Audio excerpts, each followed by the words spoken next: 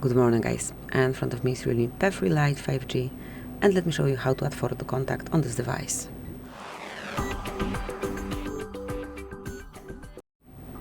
So at first, let's open your phone gallery. Now mark the contact that you want to customize, that you want to add this profile picture to.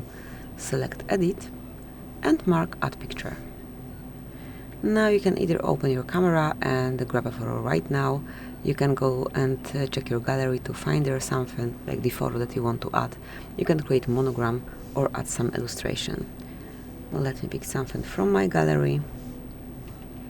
Now you can customize it however you like, rotate it if you wish, mark Choose, and click on Save. So that's it, from now on it is applied. Thank you for watching, please subscribe our channel and leave the thumbs up.